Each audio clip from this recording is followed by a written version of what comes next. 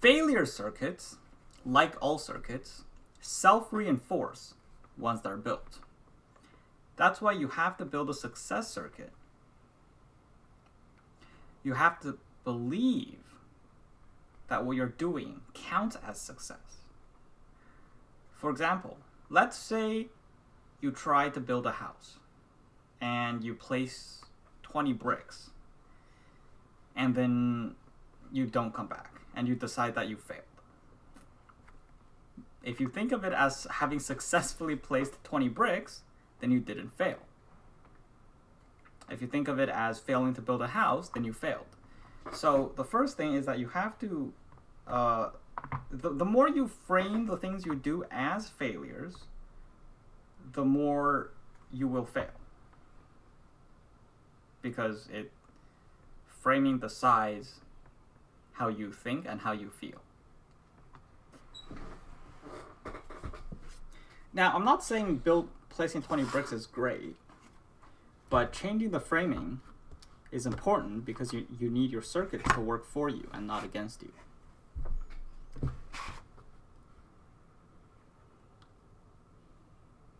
Blaming abstract institutions is easier than having conflict with those around us. So for example, maybe you have poor relationships. Maybe your relationship isn't the best, but it's easier for you to blame society, blame women, blame men, rather than to have difficult conversations with your partner or to look within yourself in terms of why you chose them. If having a difficult conversation with them wouldn't help. Like if you believe that having a difficult conversation with them wouldn't help, then you're with the wrong person. Society has to change for my life to change. But the interesting thing is society has changed. You just didn't see it before the change. For example, if you describe today's society to someone from 100 years ago, they would tell you that if my society was like that, I would be so happy. So it's like you project your happiness into something that isn't true because you believe that if things were different from what they are today, then you would be happy. Which is why you need contrast. So for example, for you to have ups, you must first have downs. For you to go down on a roller coaster, you must first go up. For you to go up, you must go down. You can't go up forever, you can't go down forever. That's just how math works. So you can't, if you're on a train that's going 100 miles per hour, you don't feel like you're going 100 miles per hour. You can only feel acceleration or deceleration. You can't feel velocity because frame of reference. So the idea that society has to change for your life to change is crazy. You can say that your life has to change for you to be happy, but you can't externalize the source of that change because the world won't change. Society can have small changes, but the world won't change. People change. People change the world.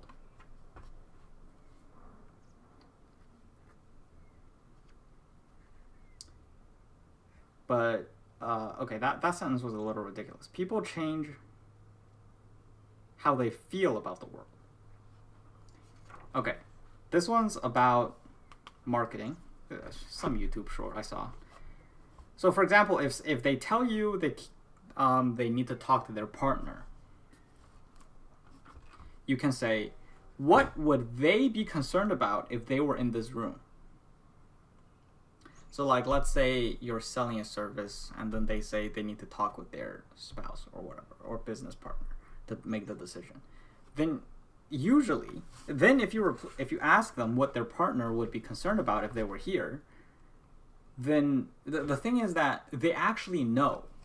So it's that they have their own concerns and they don't want to voice it, right? So, but if you ask them the question that way, then they'll actually think about, they'll be be honest about what it is that they're actually concerned about, and then you can actually talk about it. Okay. The other thing is that sometimes if they say money is too much, maybe it's apparently if you change the payment plan, then it won't be too much sometimes, and it'll work out. So it's like, what about the money is too much? Are you unhappy with the service? Do you not think it's worth the money? If it were a payment plan, is it a problem? Would it solve your cash flow issues, or something like that? Anyways.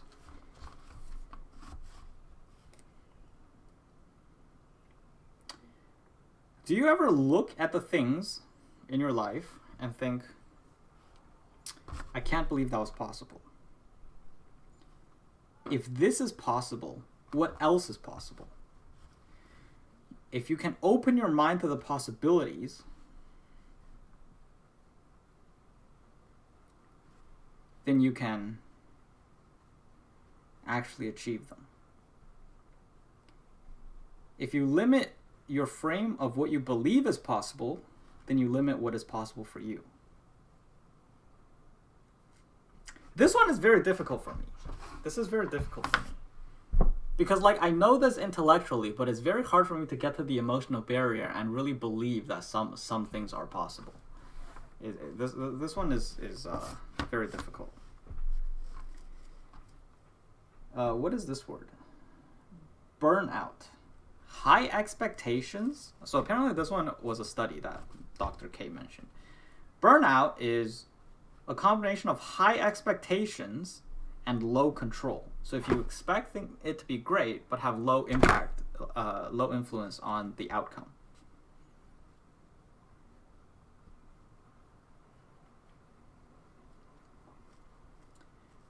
Life is something that affects its environment. Right. So apparently the feeling of burnout, of high expectations and low control, the feeling of low control burns you out because it makes you feel, well, death. It makes you feel like death, because life is the feeling of being, because life is something that affects its environment. Feeling like you can't affect the environment means that you feel dead. Or something like that. Anyways.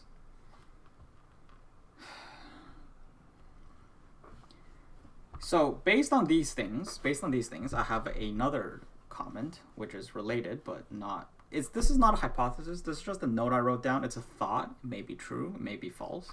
But based on these things, I wrote the note that the Matrix, the real Matrix, is not conspiratorial. So it's not some ephemeral conspiracy of people trying to keep you down.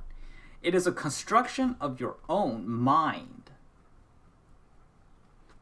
It is not the Matrix, it's your Matrix.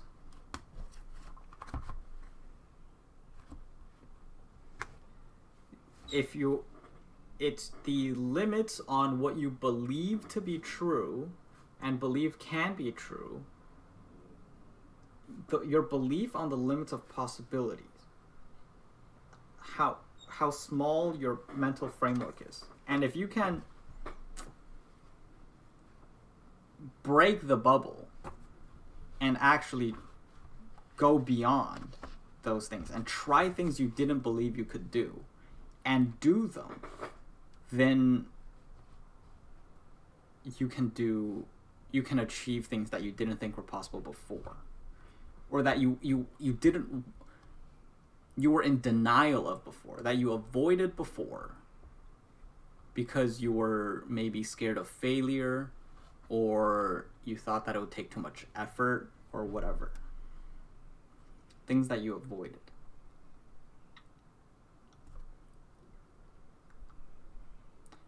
When you tell yourself a story that you can't do it so that you don't have to try.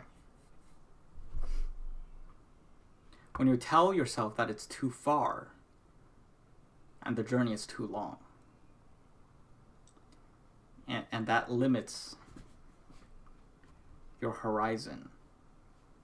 If you limit yourself into achievements that can be achieved within 6 months to a year, then you can never achieve anything that would take 2 years because you'll never start. So that's the note I wrote about what I was listening to in the previous stuff, and I wrote this about the theory about how the Matrix. Okay. You don't make big decisions to achieve big change. You make small decisions to make small change over and over. So if you think that, if you look at a goal and you go, yeah, that's not me, but that's a different person, I would have to change way too much, and that's not possible. That's what happens when you view it as when there's no breadcrumbs along the way, right? It's like you have to break it down enough and have a little bit at a time. What is one thing you can do that would put you a little bit closer to that today?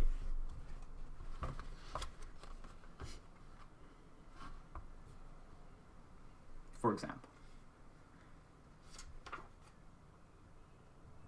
extraordinary is created through extraordinary commitment to the ordinary and not extraordinary actions.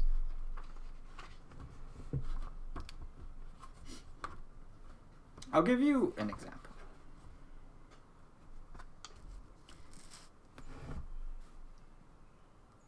If you do the very ordinary action of intentional practice on a skill, which is very ordinary, anybody else can do that for an hour.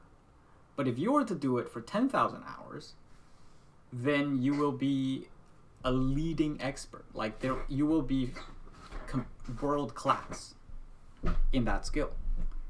It's not because you did something extraordinary. It's because you did something ordinary, but far more than other people do.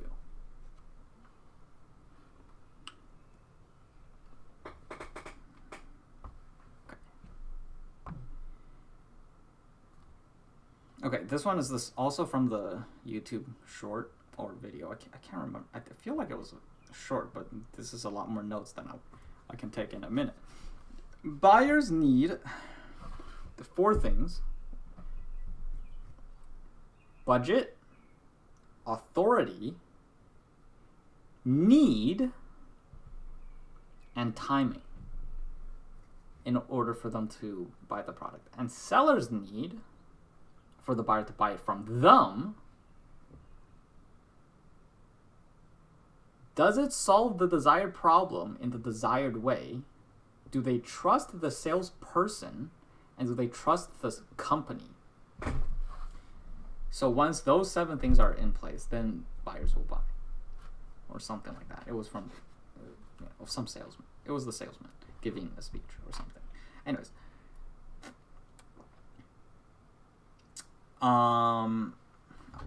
let's see. All right, good enough.